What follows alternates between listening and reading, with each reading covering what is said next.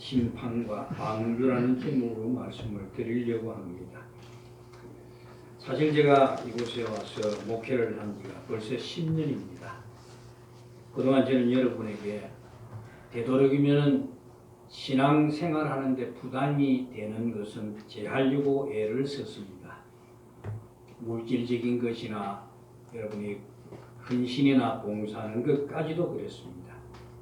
저는 여러분들이 하나님을 알길 원했고, 지금 많은 교회들이 자신들의 부흥이나 자신들이 요구하는 그 목적을 이루기 위해서 성도들을 끌고 가는 그 모습들 속에서 너무나 때로는 분이 차고 화가 난 때도 있었지만, 그래도 끝까지 제 자리를 지키려고 애를 썼고, 또한 여러분들도 또한 저를 도와주심으로 인해서 이곳까지 왔습니다.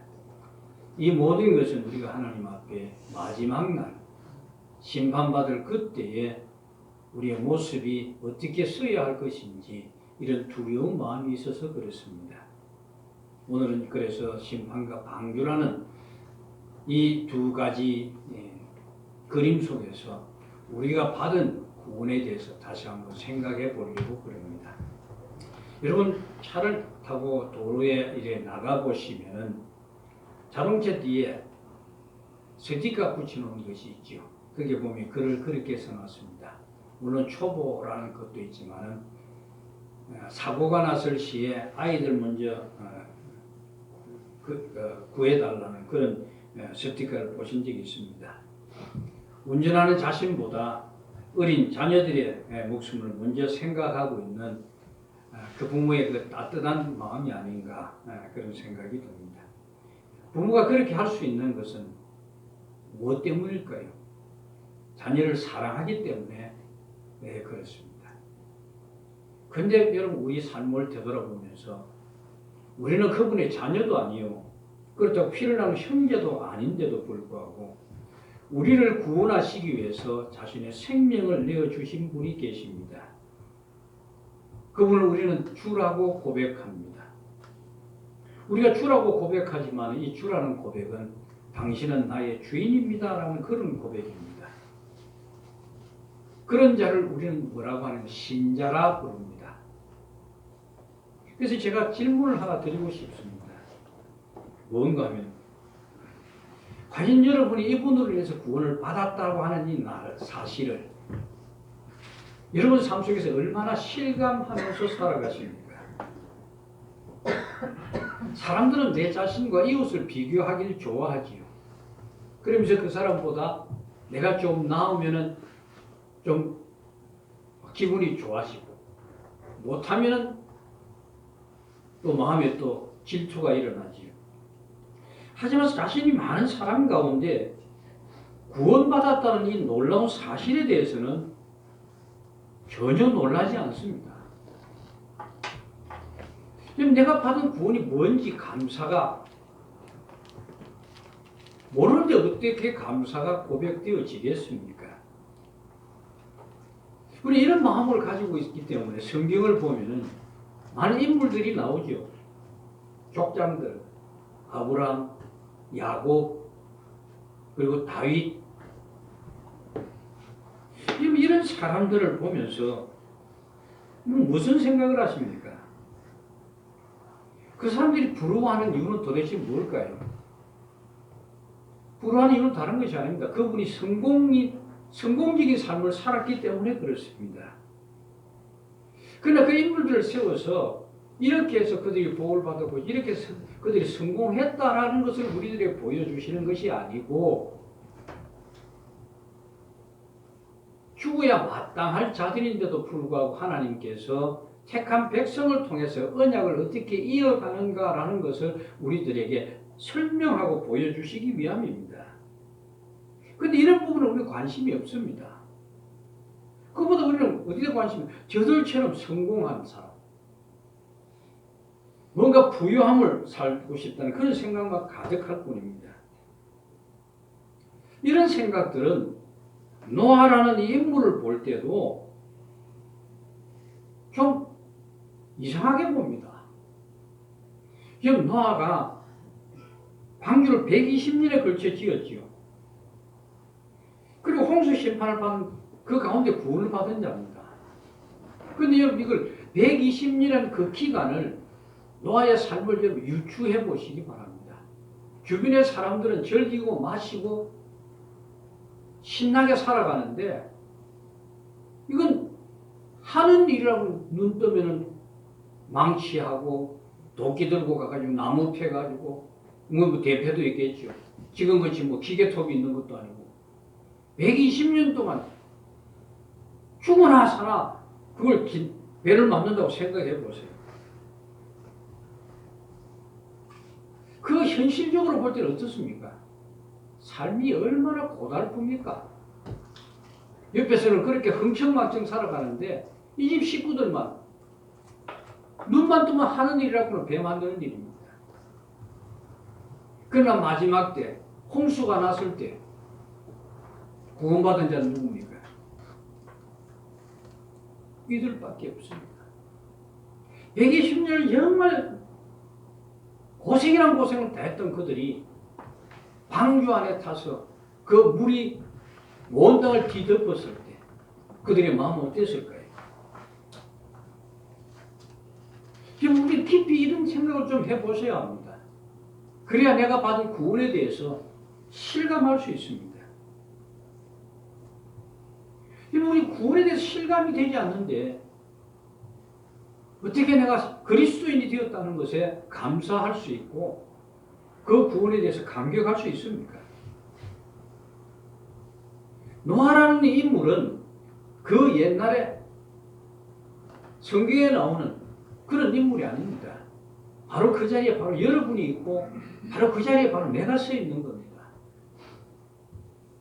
창세기 7장 1절에 보면 이렇게 시작합니다.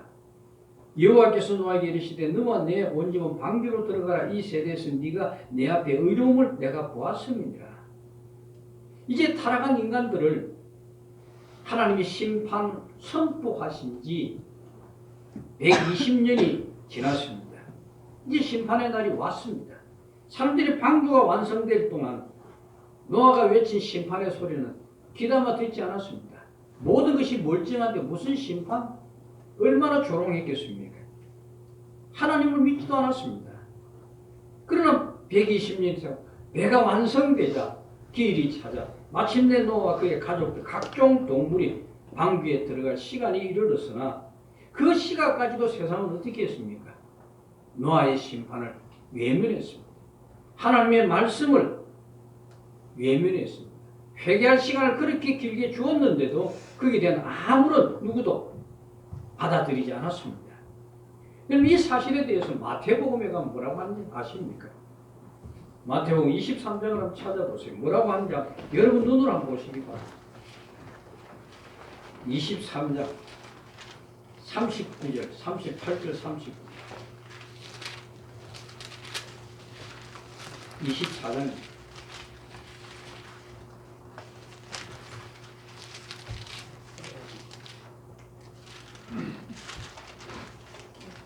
찾았으면 같이 한번 읽어보겠습니다. 홍수전에 노아가 방주에 들어가는 날까지 사람들이 먹고 마시고 장가들고 시집가고 있으면서 홍수가 나서 그들을 다 멸하기까지 깨닫지 못하였으니 인자의 임함도 이와 같으리라. 이 무슨 말씀입니까? 주님이 가시고 난 뒤에 다시 재림하실 때 심판이 임할 것인데 그때도 노아 때 같이 자기들 먹고 즐기고 사는데 자기 자신이 중심이 되어서 그렇게 살아갈 것이라 그렇게 이야기합니다.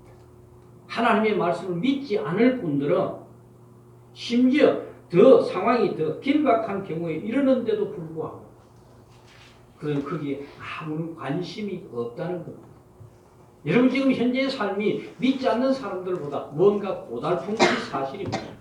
그들이 할 수 있는 거 우리는 하지 않고 살아갑니다. 우리는 그들이 마음껏 즐겨도 우리는 절제하며 살아갑니다. 왜요? 하나님의 자녀들에게 주께서 말씀하신 것을 듣고 지키기 위해서 그럽니다.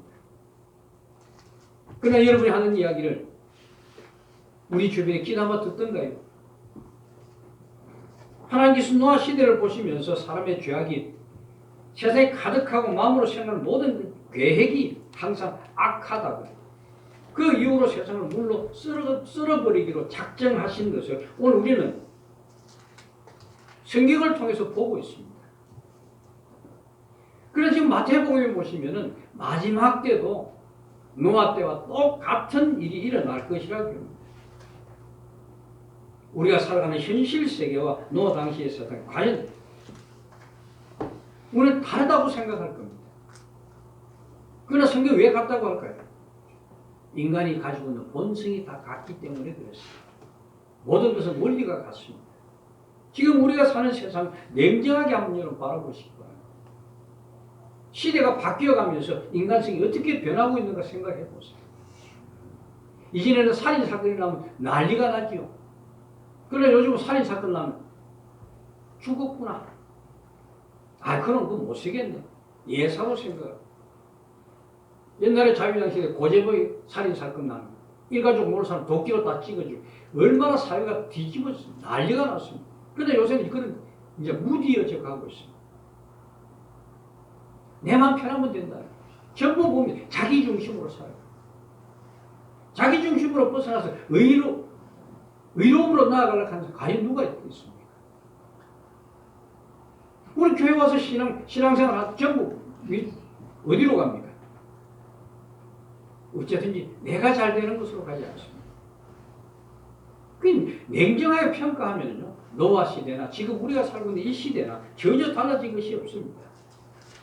그래서 저는 두려운 겁니다. 그래서 저는 이런 생각을 합니다. 하나님이 전지전능하신 분 아닙니까? 그럼 전지전능하신 분이라고 한다면 우리 생각과 마음을 하나님께서 강군하셔서 바꿔주시면 될 것인데 왜 그렇게 하지 않을까요? 아마 그 창세기 때 심판을 선포하시기 때문인지도 모릅니다. 지금은 물로 심판했지만 이제는 물로 심판하지 않겠다.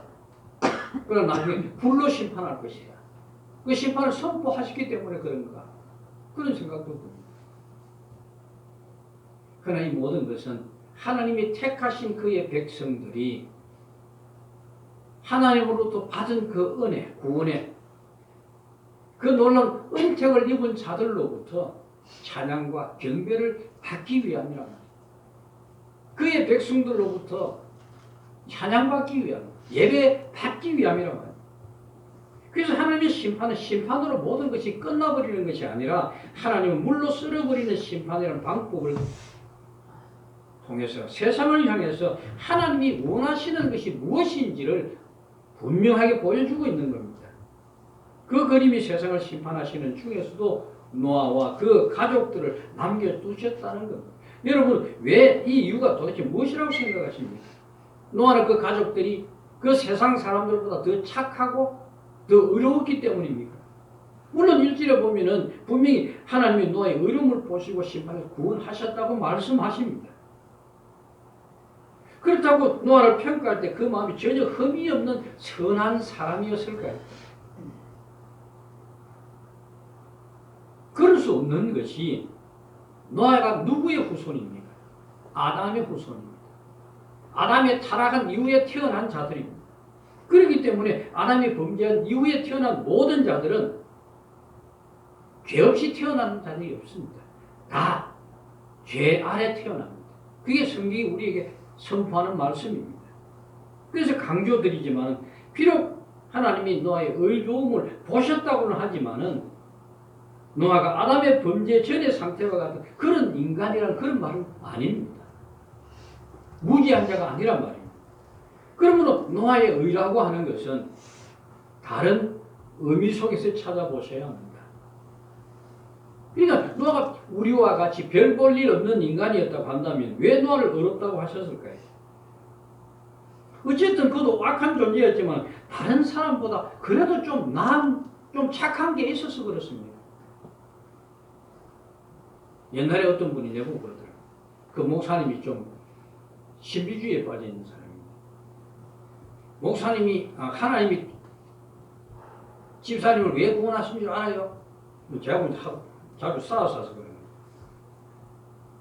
그래도 그 당신 안에 말이지 하나님이 구원받을 만한 뭔가 있어서 아니 우리에게 뭔가 있는 건 아무것도 없습니다. 우리가 구원받을 조건은 아무것도 없습니다. 우리 모두는 심판 아래 멸망받아야 마땅한 존재들입니다. 그렇다면 노아는 왜 구원받은 겁니까? 그게 의롭다고 인정받은 건 도대체 뭡니까? 그 의롭고 인정받는 그것이 무엇인지를 오늘 우리들에게 말씀하고 가르쳐주고 있는 겁니다. 그래서 우리는 하나님께서 인정하신 의가 무엇인가를 알아야 하나님의 뜻하심과 그분의 일하심에 대해서 바른 이해가 가능해지는 겁니다. 그래서 우리가 받는 고난이라고 하는 것도 남들이 즐길 때 나는 절제하고 살아갈 수밖에 없는 현실이라고 하지만 그러나 마지막 때는 그것은 전혀 다른 모습으로 그런데 그걸 잊지 않기 위해서 성경은 기록해 놓았고 우리들에게 노아의 심판 속에서 그 노아가 구원받은 것을 우리에게 말씀하고 있는 겁니다. 그러므로 노아의 구원을 보면서 우리 하나님이 어떤 분이신지 그가 뜻하는 것이 무엇인지 그가 행하신 심판과 구원이라는 사건을 통해서 다시 한번 잘 살펴보셔야 되는 겁니다.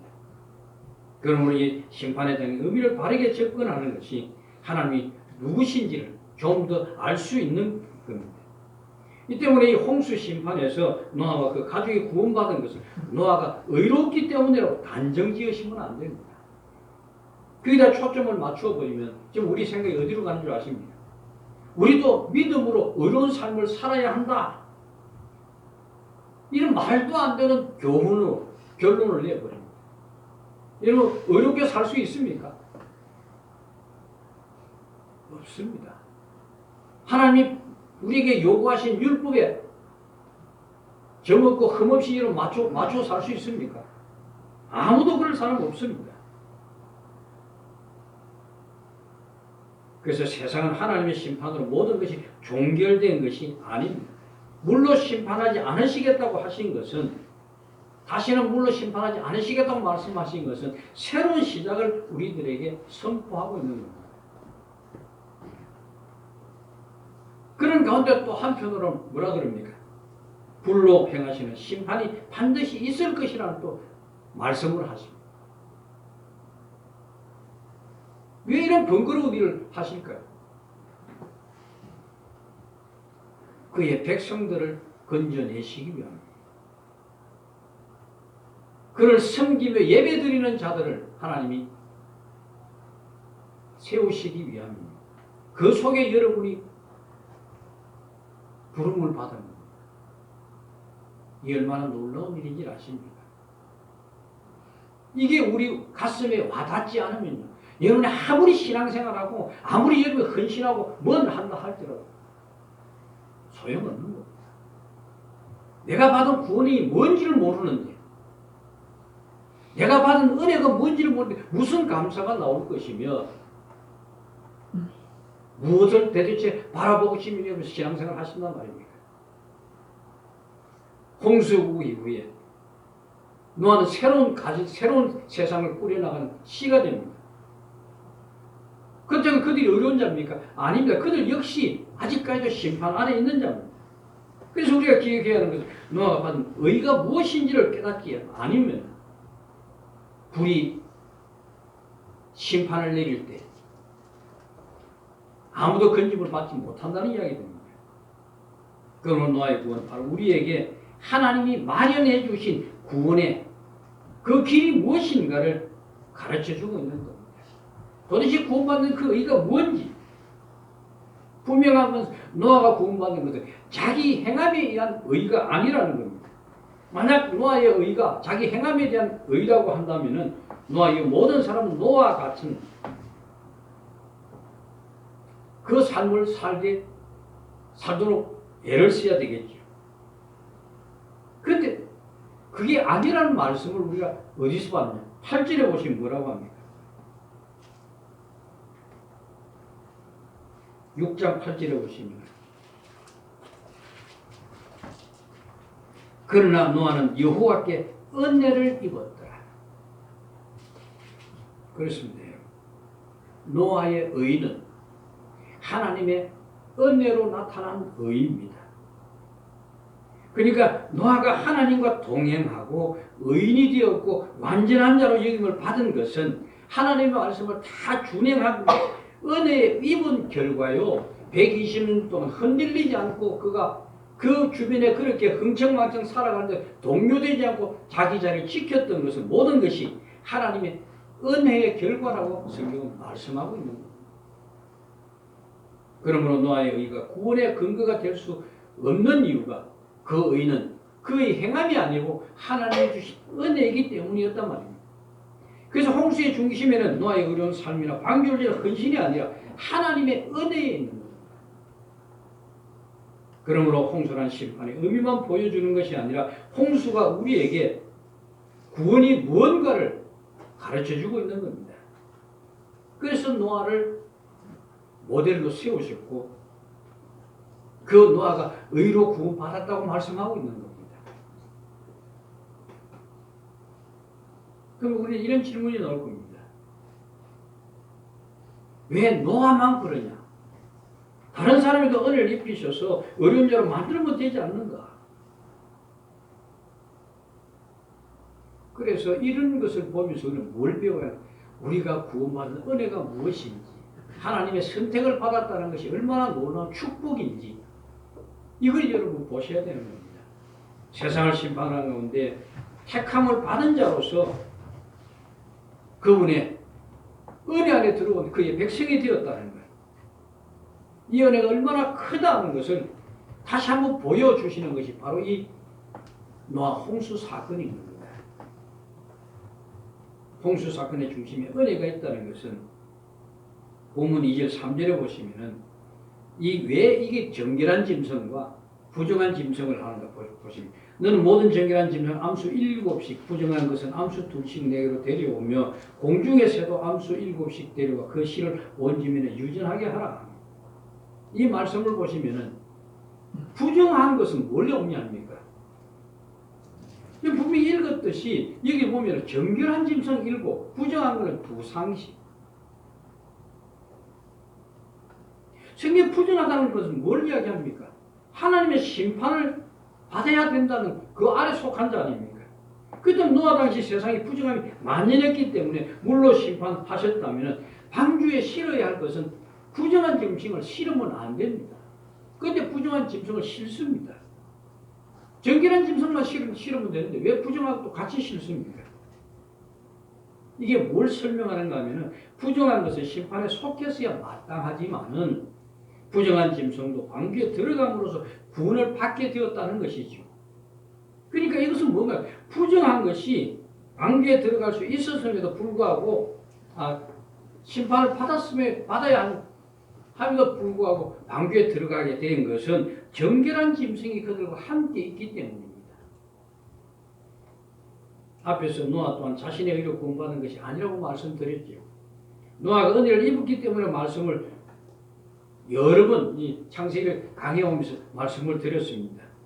그 은혜가 무엇인지를 구체적인 것이 설명을 제가 드리지 않았죠. 오늘 그것이 바로 오늘 이 본문에는 정결한 짐승과 부정한 짐승이라는 이 표현 속에 담겨져 있는 겁니다. 그래서 8장 20절에 보시면 노아가 어떻게 하냐면은 이제 물이 빠져버리고 이제 땅에 이제 배가 얹혔죠. 20절 노아가 여호와께 제단을 쌓고 노아가 여호와께 제단을 쌓고 모든 정결한 짐승과 모든 정결한 새 중에서 제물을 취하여 번제로 제단에 드렸다라고 이야기합니다. 지금 노아가 방주에서는 제일 먼저 한 것이 하나님께 제사 드리는 겁니다. 그 제사에는 제물을 무엇으로 드려요? 가장 정결한 짐승. 부정한 짐승도 있었는데 정결한 짐승으로 제단을 드린 겁니다. 왜냐하면 하나님 부정한 것을 받지 않으신다는 것을 알기 때문에 정결한 것으로 하나님께 드린 겁니다. 그리고 하나님은 제물을 받으시고 다시는 사람으로 말미암아 땅을 저주하지 않으시겠다고 약속하십니다. 이렇게 땅은 정결한 제물의 희생으로 말미암아 보존되는 혜택을 입은 겁니다. 이것이 홍수 심판과 노아의 구원을 통해서 우리에게 가르쳐주는 내용입니다. 이 그림이 여러분이 무엇을 보아야 합니까? 구원은 인간의 기준에 있지 않다는 거예요. 그러니까 정결한 존재가 함께함으로 부정한 존재가 구원을 받게 된다는 사실을 보여주고 있는 겁니다. 이것이 우리에게 보여주는 것은 다른 것이 아니라 우리 모두는 부정한 자요. 멸망을 받아야 마땅한 자인데도 불구하고 그럼에도 불구하고 우리가 구원받은 것은 우리가 하나님의 은혜를 입은 것은 우리를 위해 희생된 정결한 제물이 있다는 이야기입니다. 그게 뭘 말합니까? 예수 그리스도의 십자가의 희생을 말하는 것 아닙니까? 우리가 바로 그런 은혜를 입은 겁니다.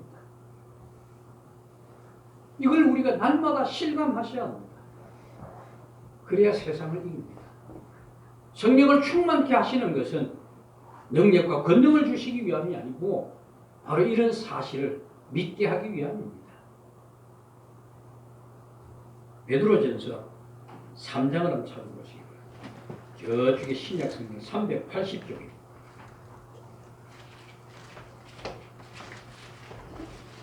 3장 20절에 보면 이 홍수 사건을 뭐라고 이야기하는 건지 제가 성경 380페이지 3장 20절 21절 그들은 전에 노아의 날 방주를 준비할 동안 하나님이 오래 참고 기다리실 때 복종하지 아니하던 자들이라. 방주에서 물로 말미암아 구원을 얻은 자가 몇 명뿐이니 겨우 8명이라. 물은 예수 그리스도께서 부활하심으로 말미암아 이제 너희를 구원하는 표니 곧 세례라. 이는 육체의 더러운 것을 제하여 버림이 아니고 하나님을 향하여 선한 양심의 간군이라. 세상이 물로 뒤덮였습니다. 물로 덮어버린 세상에 코로 호흡하는 모든 짐승은 다 죽어버렸습니다. 물 위에 떠있는 것은 노아가 만든 방주밖에 없습니다. 살아있는 생명이라고 노아의 방주 안에 타고 있는 짐승과 사람밖에 없습니다. 이것을 베드로는 뭐라 그랬습니까? 예수께서 부활하셔서 우리를 구원하신 표, 곧 세례라고 합니다. 여러분이 세례를 받았다는 것은 바로 죽음에서 다시 부활하신 하나님의 그 아들 예수 그리스도 안에서 새롭게 태어났다는 것을 말씀합니다. 여러분, 우리 모두는 죽어야 할 존재입니다. 마땅히 죽어야 마땅한 자들인데도 불구하고 예수 그리스도 안에 세례를 받은 이 홍수의 물 속에 다 빠져 죽고 노아의 가족 안에 우리가 살아난 겁니다. 이 얼마나 놀라운 일입니까? 그래서 우리는 죽은 자가 아니고 그로 인하여 살아있는 자, 생명이 있는 자, 영원한 자가 되어버립니다. 그러면 마지막 날에 이 말, 불의 심판이 약속된 세상에서 신자가 증거해야 하는 것은 뭐겠습니까? 노아가 자신이 심판을 선포하면서 자기 일에 충성한 것 같이 그가 심판을 바라보았기 때문에 그 120년 동안 방주를 짓는데 전념할 수 있었던 거죠. 우리는 또한 세상을 살아갈 때 불의 심판이 있다는 것을 바라보시면서 세상과 짜가지 않고 살아가는 거예요. 흥청망청하는 저들과 다르게 우리는 오직 하나님만 바라보시고 세상에 매여 사는 자가 되지 말아야 돼. 우리 세상과 같이 어떻게 할 그 이야기가 아닙니다. 여러분 부자 되지 말라는 이야기도 아니고 사업에 성공하면 안 된다는 이야기도 아닙니다. 그러나 그게 목적이 되어서는 안 된다는 거예요. 그게 매이지 마시라는 거예요. 그건 우리의 생명이 아니라는 거죠. 그럼 우리가 받은 구원이 뭡니까?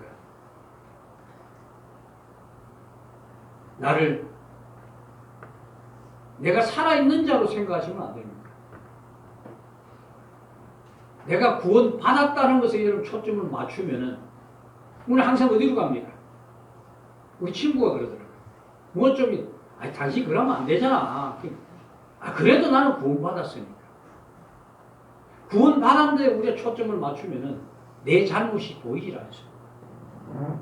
그럼 내가 죽은 자인데 죽은 자임을 내가 보일 때, 내가 죄인이라는 사실이 보일 때 내가 받은 구원이 무언지를 알게 되는 겁니다. 그럼 모든 삶이 감사할 수밖에 없습니다. 여러분 배 위에 있는 노아가 뭘 생각했겠습니까? 지난 120년 동안 고생한 것 전부 다 물같이 사라졌을 겁니다. 자신들이 구원받았다는 것을 얼마나 감격하겠습니까? 오늘 그걸 여러분 생각해 보시라는 거예요. 나는 항상 죽었어야 할 존재인데 그리스도 안에서 산자가 되었다는 거예요. 그러니까 내가 죽은 자임을 깨닫지 못하면은 내가 구원받았다는 것에 감동이 올 수가 없는 겁니다. 여러분 이런 감동을 가지고 있는 신자는요, 세상의 어떤 일 속에도 흔들리지 않습니다. 어떤 풍랑이, 어떤 폭풍과 몰아쳐도 그 사람은 감사할 것밖에 없습니다. 왜냐하면 그 모든 것이 나를 하나님의 구원의 방주로 이끌어가는 간섭인 줄 알기 때문에 그렇습니다. 여러분 어떻게 사시겠습니까? 물질에 매여 사시겠습니까? 여러분 우리 교회 같이 이렇게 편한 신앙생활을 하는 데 없습니다. 그러나 여러분에게 자유를 주는 겁니다. 자유 속에서 여러분 스스로 찾아내시라. 그래야 여러분 신앙이 바로 자라는 겁니다. 흔들리지 않는 겁니다. 큰 교회에서 훈련 막 해나가는 사람들은 그렇게 다 속고 있습니다. 그 열심히 쫓아다니고 있어요. 자기가 신앙이 있는 것 같이 생각해요. 여러분 예수를 믿는다는 것은 고민이 없이 안 됩니다. 날마다 깊이 생각하셔야 됩니다. 그래서 여러분 성경을 읽으실 때 그냥 읽은 그걸 대목을 올리는 그것만 목적을 두지 마시고 그 말씀 속에 깊이 묵상하시면서 그리고 내 마음 가운데 정말 십자가가 박혀 있는지를 묵상하시면서 그러며 살아가시는 분들 되시기를 부탁드립니다. 기도하겠습니다.